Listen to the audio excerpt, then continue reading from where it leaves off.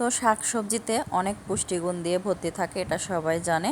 তো আমি এখানে 3 রকমের সবজি নিয়েছি, মিষ্টি কুমড়া, পুঁই শাক আর ঝিঙে। তো এই 3টা সবজি দিয়ে আজকে চিংড়ি মাছ রান্না করব। তো ছোট সাইজের চিংড়ি না, একটু মিডিয়াম সাইজের চিংড়িগুলো দিয়ে আজকে রান্না করব। তো ছোটোগুলো দিলে বেশি ভালো লাগে। তো যেহেতু ছোটোগুলো নাই, আজকে মিডিয়াম সাইজেগুলো দিয়ে রান্না করে নিচ্ছি। তো মাথার যে ময়লাগুলো থাকে ওগুলো পরিষ্কার করে ফেলে খোসা ছাড়াও নিয়ে নিয়েছি। তো একদম ছিলে রান্না করলে ওটা খেতে আমার কাছে ভালো লাগে না, এই জন্য এইভাবে রান্নাটা করে নিচ্ছি। তো রান্না করতেও ভালো লাগে, খেতেও ভালো লাগে।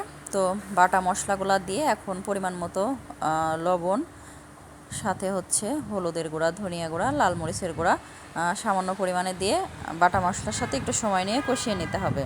তো মশলাটা যাতে পুড়ে না যায়, এই জন্য এই যে সামান্য পানি দিয়ে মশলাটা একটু সময় নিয়ে কষিয়ে নিতে হবে। তো মশলাটা কষাতে কষাতে দেখতেই পাচ্ছেন উপর দিয়ে তেল উঠে গেছে। এখন এই যে চিংড়ি মাছগুলো দিয়ে একটু সময় নিয়ে কষিয়ে নিতে হবে। তো চিংড়ি মাছ যত ভালো করে কষানো যায় মশলার সাথে, খেতে ততটাই ভালো লাগে।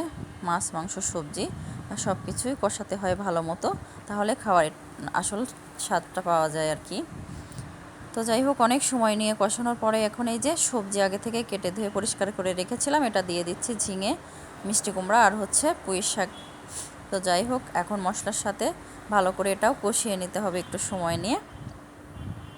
আর আপনি যদি আমার চ্যানেলে আজকেই নতুন এসে থাকেন, চাইলে আমার চ্যানেলটিকে সাবস্ক্রাইব করে নিতে পারেন। আর এই ভিডিওটি যারা ফেসবুক পেজ থেকে দেখছেন, চাইলে তারা পেজটা ফলো দিতে পারেন। আর আপনি যদি অলরেডি সেই কাজটি করে থাকেন, তো আপনাকে জানাই অসংখ্য ধন্যবাদ। তো যাই হোক, এখন পর্যন্ত কোনো ঝোলের পানি দেই নাই। তো পানি বের হয়েছে, ওইটা দিয়েই সময় নিয়ে হচ্ছে ভালো করে কষিয়ে নিচ্ছি। তো এখন হচ্ছে ঝোলের পানি দিয়ে দিচ্ছি। তো খুব বেশি দেই নাই, সামান্য পরিমাণে দিয়েছি। তো যেহেতু এই সবজিগুলো সিদ্ধ হতে খুব বেশি সময়ের প্রয়োজন নাই, পানিরও প্রয়োজন নেই, এই জন্য অল্প পানিতে এটা রান্না হয়ে যাবে।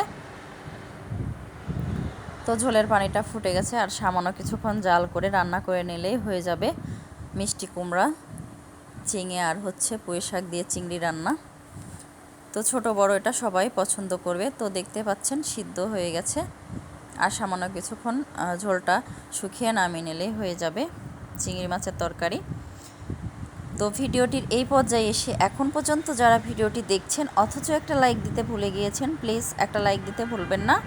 আর ভিডিওটি যদি বেশি বেশি ভালো লাগে কমেন্টের মাধ্যমেও জানাতে পারেন, চাইলে ভিডিওটি ফ্রেন্ড ও ফ্যামিলির মাঝে শেয়ারও করতে পারেন। তো একটু সময় নিয়ে খুবই লো হিটে রান্নাটা করে নিচ্ছিলাম। তো হাই হিটে রান্না করতে গেলে হয় কি, সবজিগুলো তখন সিদ্ধ হয় না, খেতেও ভালো লাগে না।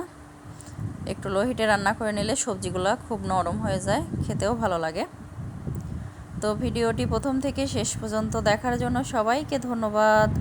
আপনাদের সবার সুস্বাস্থ্য ও দীর্ঘায়ু কামনা করে আজকের ভিডিওটি আমি এখানেই শেষ করছি। আল্লাহ হাফেজ, আসসালামু আলাইকুম।